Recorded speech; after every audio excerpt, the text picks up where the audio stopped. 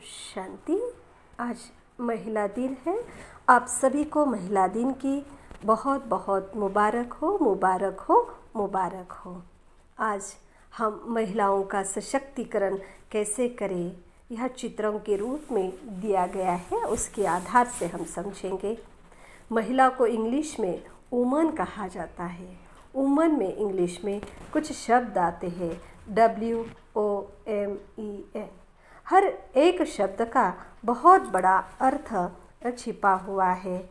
तो हम देखेंगे कि परमात्मा ने हमें वुमन ही क्यों कहा, महिला ही क्यों कहा। तो वास्तव में एक एक शब्द में अर्थ भरा हुआ है। W शब्द आता है विल पावर, दिखाने वाला। तो महिलाओं के अंदर आज बहुत बड़ी विल पावर है, जो असंभव करने का कार्य संभव करके दिखाती है। तो आज की महिला बहुत असंभव कार्य भी संभव करके दिखा रही है। उसके साथ दूसरा शब्द आता है ओ माना वननेस। तो महिलाओं के अंदर यह विशेषता है कि वह एक की लगन में मगन रहती है, जिसके लिए गायन मीरा का किया जाता है। या सीता का भी किया जाता है कि वह एक राम के सिवाय और किसी को भी उन्होंने अपने जीवन में स्थान नहीं दिया, अर्थात पतिव्रता थी। जैसे मीरा एक गिरधर गोपाल के लगन में मगन थी। तीसरा शब्द आता है एम माना माइट। महिलाओं के अंदर बहुत बड़ी शक्ति है, जो विश्व परिवर्तन का कार्य कर सकती है। फिर शब्द आता है ई माना इलाइटमेंट, अर्थात दिव्यता। तो इस प्रजापिता ब्रह्मा कुमारी ईश्वरी विश्वविद्यालय में जगदम्बा मम्मा सरस्वती के अंदर बहुत बड़ी दिव्यता थी, जिसके कारण इस भारत को स्वर्ग बनाने के जो कार्य है, परमात्मा का ये जो कार्य है, बहुत बड़ा उन्होंने योगदान दिया है। इसी के आधार पर लास्ट शब्द आता है एन माना नोबेलिटी, उदारता। महिलाओं के अंदर यह बहुत बड़ी विशेषता है कि वो उदार रहती है, और इसी कारण गाया जाता है एक शब्द वुमन अपने में अनेक गुण समाये रखता है। आत्मबल, एकता, शक्ति, दिव्यता, उदारता सिखाने का कार्य यह वुमन शब्द करता है। तो आज की पुरुष प्रधान संस्कृति और नारी किस प्रकार है, यहाँ दिखाया गया है। इसलिए कहा जाता है कर शोषण हर मोड़ पर उसका सब कुछ लुटे, कहलाती जो शक्ति स्वरूपा भाग्य उसी के फूटे। तो आज की जो महिला है, उसके भाग्य टूटे हुए हैं, कैसे रीति से दिखाया है।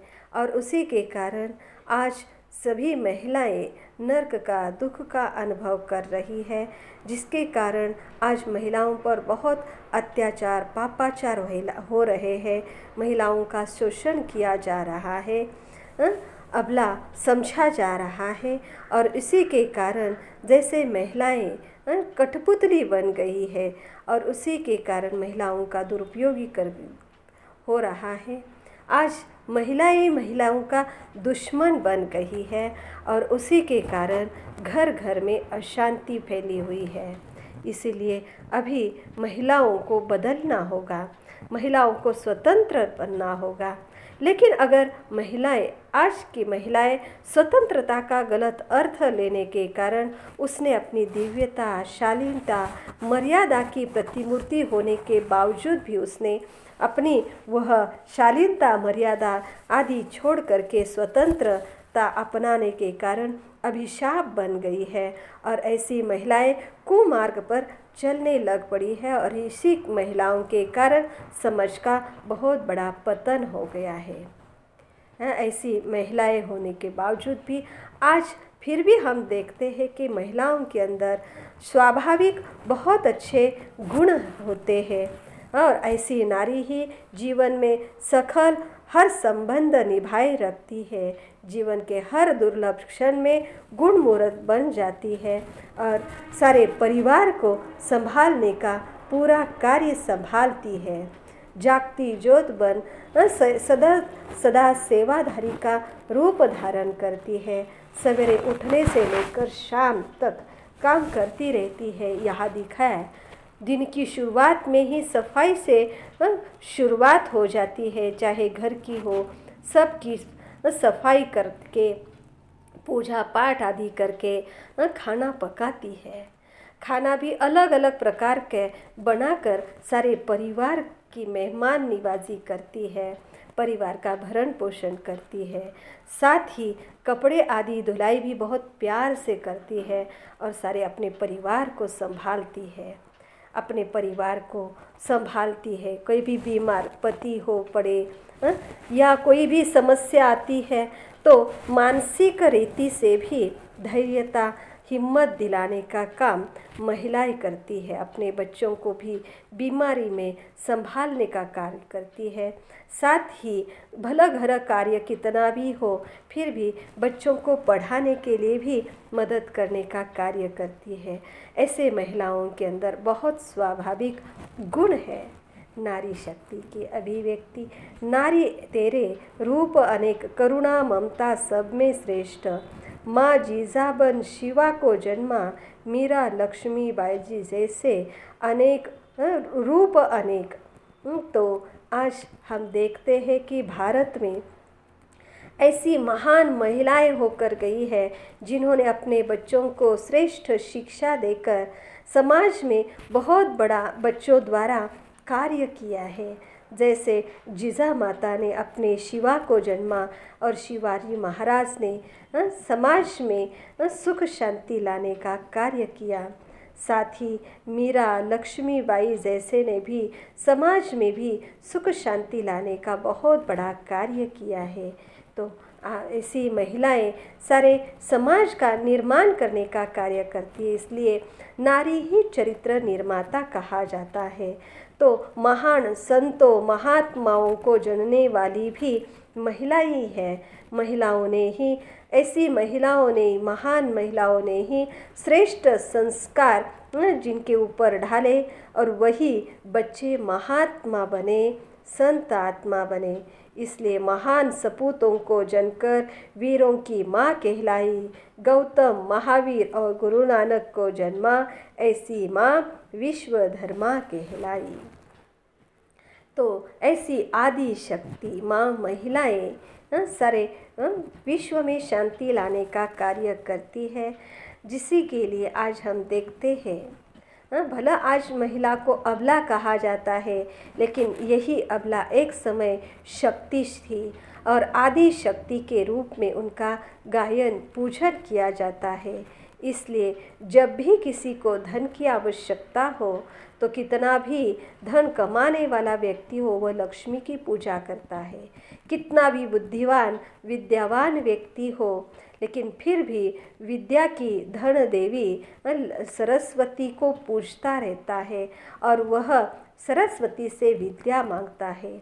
कितना भी शरीर से बलशाली पुरुष हो फिर भी शक्ति मांगने के लिए वह दुर्गा काली अम्बा के पास जाता है।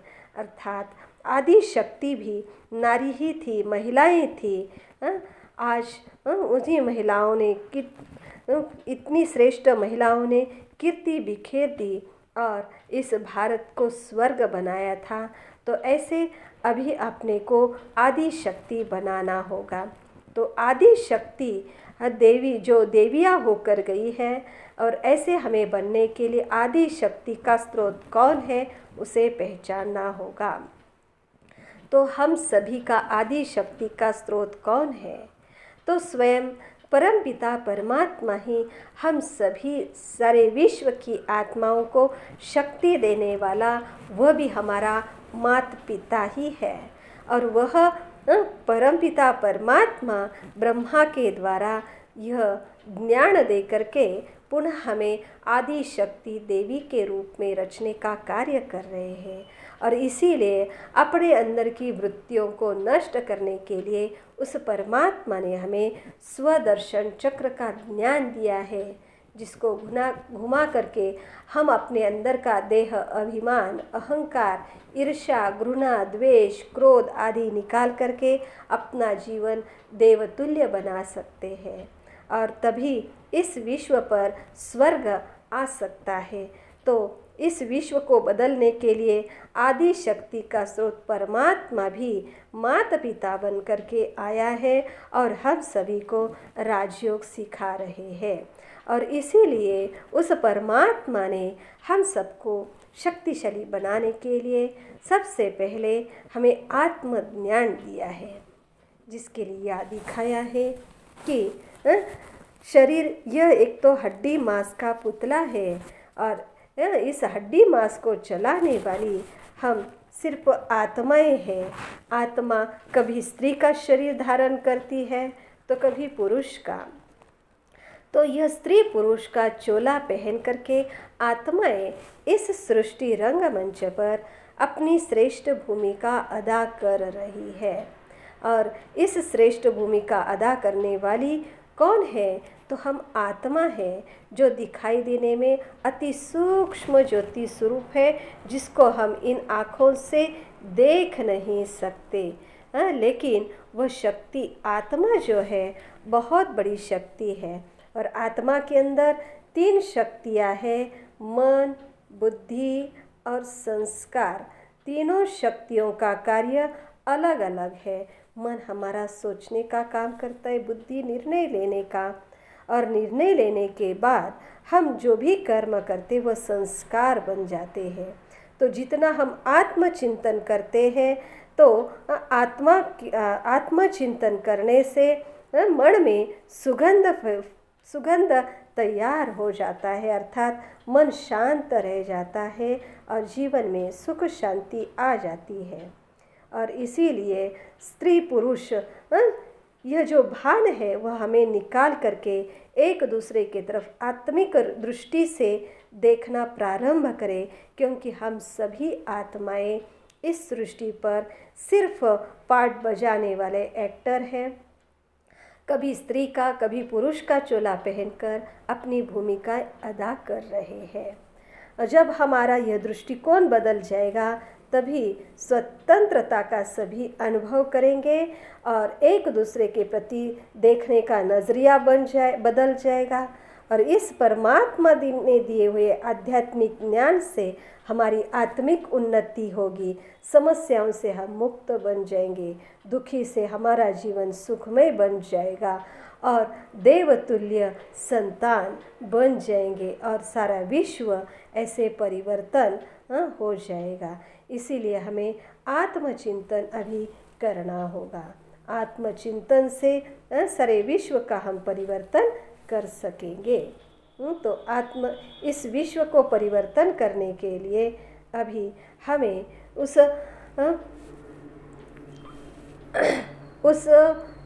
परिवार का आधार स्रोत कौन है यह समझना जरूरी है।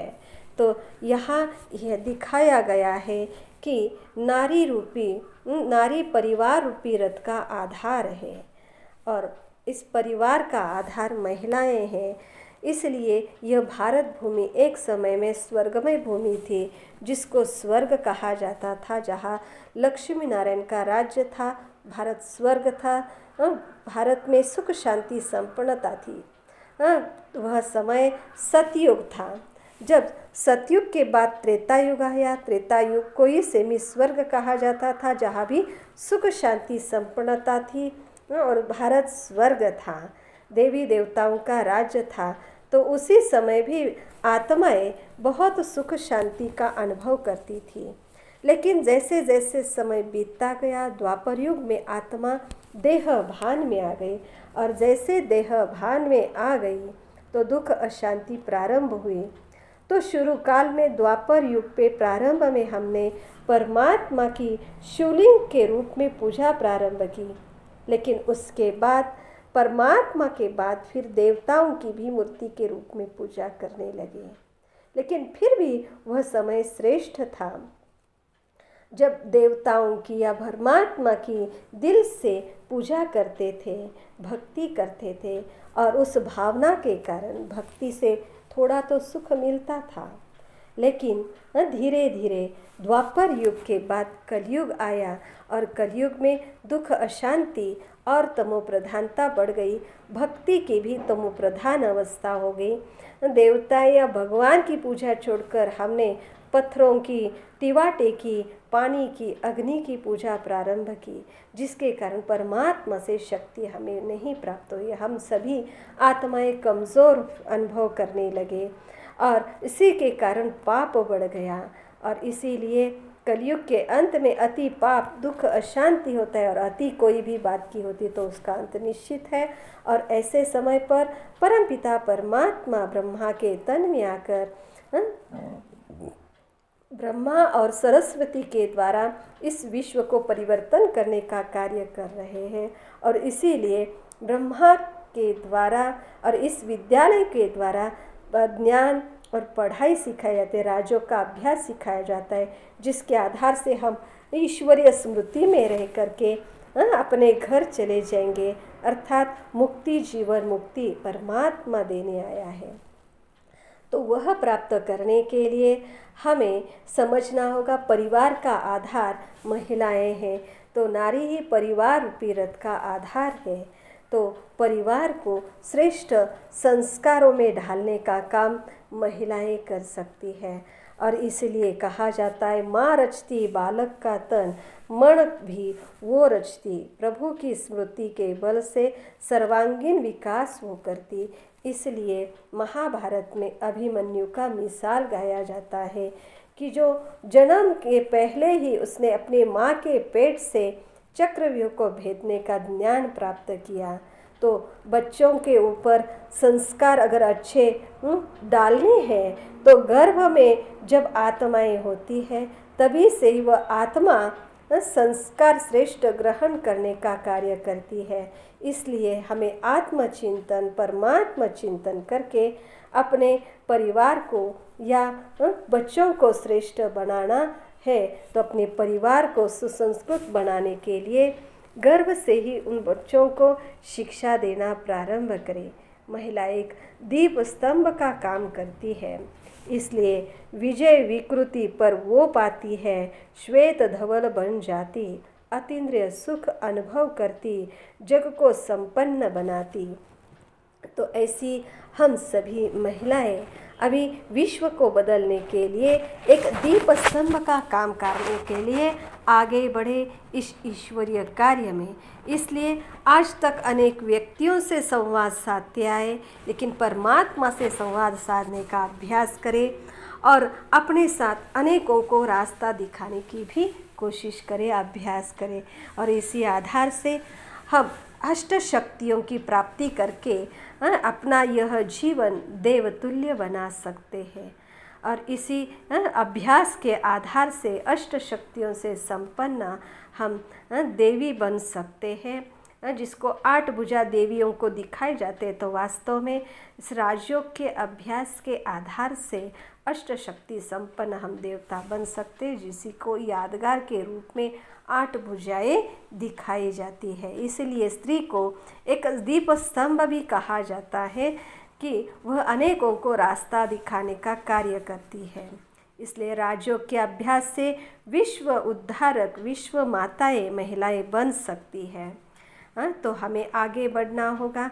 उस विश्व रचयिता परमात्मा माता पिता से हमें शक्ति प्राप्त करके इस दुनिया को बदलने के लिए हमें आगे बढ़ना होगा और विश्व उद्धारक, जगत जननी बनना होगा। तो इसीलिए हमें अपने को श्रेष्ठ ऊंचा बनाने के लिए, सशक्त बनाने के लिए हमें अभी अभ्यास करने की आवश्यकता है। उस सुप्रीम पावर हाउस परमात्मा से कनेक्शन जोड़ करके अपने को शक्तिशाली बनाए। तो यही मैं कहूँगी, आज महिला दिन के विशेष दिवस पर हम सभी महिलाएं अपने आप को जागरूक करें, अपना सशक्तिकरण करें, अपना खुद का विकास करें और अपना खुद के साथ साथ अपने परिवार में सुख शांति लाने के लिए महिलाएं खुद आगे बढ़कर इसका अभ्यास करें और अपने जीवन में, अपने परिवार में सुख शांति जरूर लाएं। फिर से आप सभी को धन्यवाद देती हूँ। महिला दिन की मुबारक दे करके आप सभी को मुबारक देते हुए कहती हूँ कि आप अपना जीवन महान बनाएं, अपने जीवन को श्रेष्ठ बनाने के लिए राजयोग का अभ्यास करें, अपने को शक्तिशाली बनाएं। ओम शांति।